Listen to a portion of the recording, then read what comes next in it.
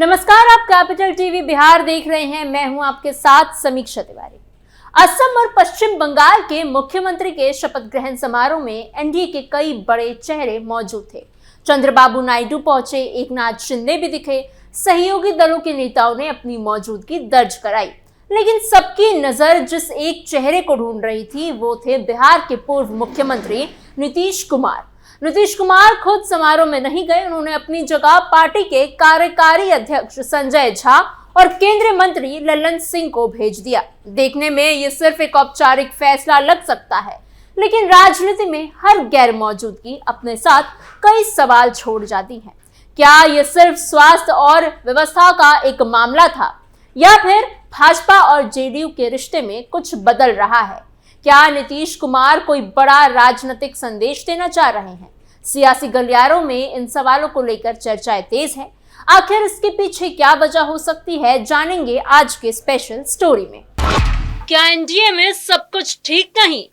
क्या बीजेपी से नाराज हैं नीतीश कुमार? क्या नीतीश कुमार भाजपा से दूरी बढ़ा सकते हैं? अभी सीधे तौर पर इस सवाल का जवाब देना आसान नहीं है, क्योंकि राजनीति में कई बार जो दिखता है उसके पीछे की कहानी कुछ और ही होती है। लेकिन पिछले कुछ हफ्तों में जिस तरह की घटनाएं हुई हैं, उसने बिहार से लेकर दिल्ली तक सियासी चर्चाओं को तेज जरूर कर दिया है। खासकर मुख्यमंत्री पद छोड़ने के बाद नीतीश कुमार की गतिविधियों को देखें तो कई ऐसे संकेत दिखाई देते हैं जिनकी वजह से लोग ये सवाल पूछ रहे हैं कि आखिर क्या जेडीयू और भाजपा के रिश्ते में सब कुछ पहले जैसा नहीं रह गया। दरअसल चर्चा की शुरुआत दो बड़े राजनीतिक कार्यक्रमों से हुई। पहला असम और दूसरा पश्चिम बंगाल। 12 मई को असम के मुख्यमंत्री हिमंता बिस्वा शर्मा ने दूसरी बार मुख्यमंत्री पद की शपथ ली। ये सिर्फ एक राज्य का शपथ ग्रहण समारोह नहीं था, बल्कि एनडीए शक्ति प्रदर्शन के तौर पर भी देखा जा रहा था। प्रधानमंत्री नरेंद्र मोदी पहुंचे, गृह मंत्री अमित शाह पहुंचे, आंध्र प्रदेश के मुख्यमंत्री और टीडीपी प्रमुख चंद्रबाबू नायडू पहुंचे, शिवसेना प्रमुख एकनाथ शिंदे पहुंचे, चिराग पासवान पहुंचे और एनडीए के कई बड़े नेता वहां मौजूद रहे। लेकिन जिस चेहरे की सबसे ज्यादा चर्चा रही वो था बिहार के पूर्व मुख्यमंत्री जेडीयू प्रमुख नीतीश कुमार का, जो नहीं पहुंचे।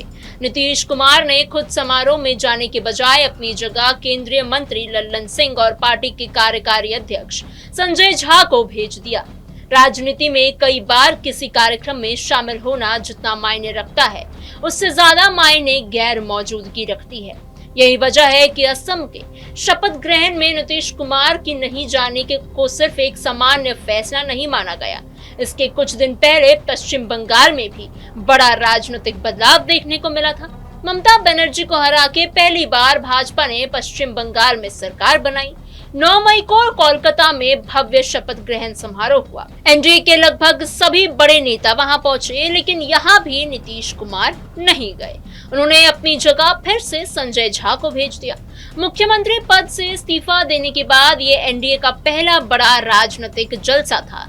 ऐसे में नीतीश कुमार की गैर मौजूदगी ने ज्यादा सवाल खड़े कर दिए हैं। सियासी गलियारों में चर्चा होने लगी है कि आखिर ऐसा क्या है जिसकी वजह से नीतीश कुमार खुद इन कार्यक्रमों से दूरी बना रहे हैं। क्या ये सिर्फ स्वास्थ्य और व्यवस्था की वजह है, या फिर इसके पीछे कोई बड़ा राजनीतिक संदेश छिपा हुआ है? इन दोनों घटनाओं के बाद एक और बात ने चर्चा को और हवा दे दी है। 9 और 10 मई को नीतीश कुमार ने जेडीयू कोटे के मंत्रियों के साथ बैठक की थी। इस बैठक में केंद्रीय मंत्री लल्लन सिंह भी मौजूद थे। बैठक में नीतीश कुमार ने सभी मंत्रियों को साफ तौर पर कहा कि अपने विभाग की योजनाओं को समय पर पूरा कराएं, योजनाओं की नियमित निगरानी करें और ये सुनिश्चित करें कि योजनाएं सिर्फ फाइलों तक सीमित ना रहे, बल्कि जमीन पर भी ठीक से लागू हो।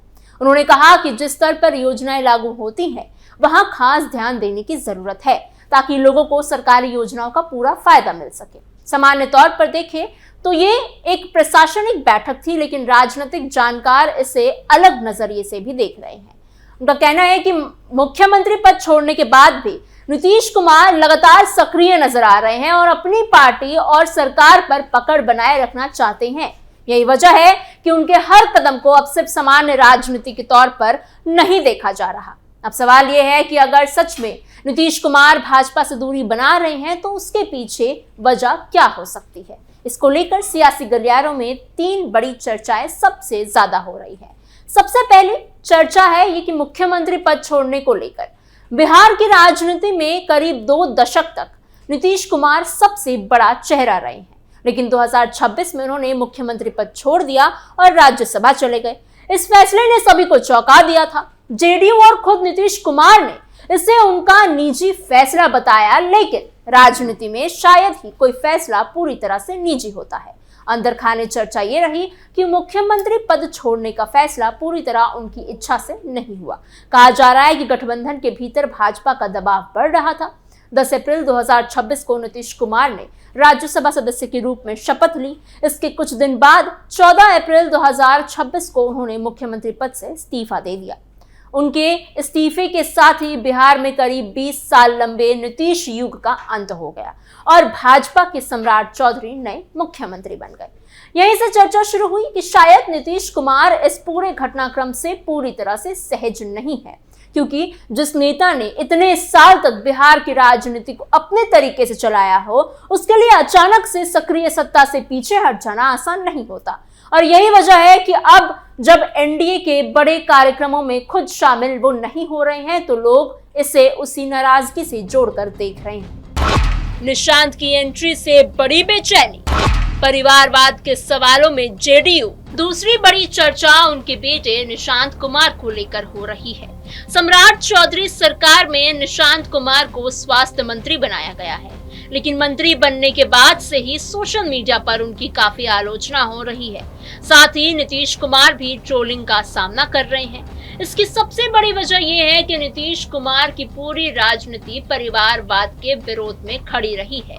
उन्होंने हमेशा खुद को उन नेताओं से अलग बताया है जो अपने परिवार को राजनीति में आगे बढ़ाते हैं। यही कारण है कि जब निशांत कुमार राजनीति में आए और मंत्री बने, तो विपक्ष के साथ साथ सोशल मीडिया पर भी सवाल उठने लगे। अंदर खाना ये चर्चा भी है कि नीतीश कुमार खुद अपने बेटे को राजनीति में इतनी जल्दी आगे लाने के पक्ष में नहीं थे, लेकिन परिस्थितियां ऐसी बनी कि उन्हें यह फैसला लेना ही पड़ा। अब जिस तरह निशांत कुमार की शुरुआत से ही आलोचना हो रही है और पार्टी भी उस आलोचना का मजबूत जवाब नहीं दे पा रही है, उससे नीतीश कुमार असहज बताए जा रहे हैं। उनके सामने एक मुश्किल की स्थिति खड़ी हो गई है। एक तरफ उन्हें लगता है कि अपनी राजनीतिक विरासत को संभालने के लिए परिवार से किसी चेहरे का होना जरूरी है, तो वहीं दूसरी तरफ निशांत कुमार की एंट्री ने उनकी वर्षों पुरानी राजनीति और सिद्धांतों पर सवाल खड़े कर दिए हैं। यही वजह है कि राजनीतिक जानकार मानते हैं कि इन परिस्थितियों ने भी नीतीश कुमार को अंदर से परेशान किया है और शायद यही कारण है कि वो फिलहाल खुद को थोड़ा अलग रखकर स्थिति को समझने की कोशिश कर रहे हैं। तीसरी और सबसे बड़ी चर्चा 2029 की राजनीति को लेकर हो रही है। नीतीश कुमार की राजनीति की सबसे बड़ी खासियत हमेशा से अनिश्चितता रही है। उन्होंने कभी भी अपने लिए सारे रास्ते बंद नहीं किए। राजनीति में वो हमेशा एक खिड़की खुली रखते हैं, मतलब चाहे वो एनडीए के साथ रहे या विपक्षी गठबंधन में, दूसरे पक्ष से संवाद का रास्ता कभी पूरी तरह बंद नहीं करते। उनका राजनीतिक इतिहास भी यही दिखाता है। 2013 में उन्होंने एनडीए छोड़ा, फिर 2017 में महागठबंधन छोड़कर वापस भाजपा के साथ आ गए। 2022 में फिर से भाजपा से अलग होकर विपक्ष के साथ चले गए और 2024 में दोबारा एनडीए में लौट आए थे। इस पूरे सफर ने उनकी राजनीति को एक पहचान बना दी कि नीतीश कुमार कभी भी पूरी तरह किसी एक खेमे में खुद को बंद नहीं करते। अब जब वो राज्यसभा सांसद बन चुके हैं और बिहार की सक्रिय सत्ता सम्राट चौधरी को सौंप चुके हैं, तब भी वो जेडीयू के राष्ट्रीय अध्यक्ष बने हुए हैं। राजनीतिक जानकारों का यह भी मानना है कि दिल्ली की राजनीति में सक्रिय रहने और अपनी प्रासंगिकता बनाए रखने के लिए उन्होंने ये रणनीति अपनाई है। कुछ लोग ये भी मानते हैं कि राज्यसभा जाना सिर्फ सम्मानजनक राजनीतिक बदलाव नहीं है, बल्कि आने वाले समय की तैयारी भी है। अगर भविष्य में देश की राजनीति में नए समीकरण बनते हैं, तो नीतीश कुमार खुद को उस भूमिका में रखना चाहते हैं जहां वो फिर से बड़े फैसलों का हिस्सा बन सके। 2023 में एनडीए गठबंधन बनाने में नीतीश कुमार ने बड़ी भूमिका निभाई थी। उन्होंने विपक्षी दलों को एक मंच पर लाने की कोशिश की थी। हालांकि बाद में वो वापस एनडीए में चले गए, लेकिन विपक्षी राजनीति में आज भी ऐसे चेहरों की कमी महसूस की जाती है जो हिंदी बेल्ट और दक्षिण भारत के दलों के बीच संतुलन बना सके। यही वजह है कि कुछ राजनीतिक जानकार मानते हैं कि 2029 के लोकसभा चुनाव से पहले अगर विपक्ष फिर से एकजुट होने की कोशिश करता है तो नीतीश कुमार की भूमिका फिर से अहम हो सकती है। उनके समर्थक भी मानते हैं कि वो हमेशा खुद को किंग मेकर के रोल में ही देखते हैं। हालांकि इन सारी चर्चाओं और अटकलों के बीच एक बात भी उतनी ही महत्वपूर्ण है कि नीतीश कुमार कई बार सार्वजनिक तौर पर साफ कह चुके हैं कि अब वो इधर उधर नहीं जाएंगे और एनडीए के साथ ही रहेंगे। उन्होंने ये भी कहा कि अब कोई राजनीतिक बदलाव नहीं होगा। जेडीयू के नेता भी लगातार यही दावा कर रहे हैं कि गठबंधन में सब कुछ ठीक है और भाजपा जेडीयू के रिश्ते में भी किसी तरह की कोई समस्या नहीं है। लेकिन राजनीति में सिर्फ बयान ही सब कुछ तय नहीं करते। नेताओं की मौजूदगी, गैर मौजूदगी, मुलाकातें, चुप्पी और फैसले भी बहुत कुछ कह जाते हैं। यही वजह है कि असम और पश्चिम बंगाल के शपथ ग्रहण समारोह में नीतीश कुमार की दूरी ने सियासी चर्चाओं को और ज्यादा तेज कर दिया है। आपको हमारी ये खबर कैसी लगी? आपके क्या सोच विचार हैं? इस पर हमें कमेंट बॉक्स में जरूर बताइएगा। ऐसी और खबरों के लिए बने रहिए कैपिटल टीवी बिहार के साथ।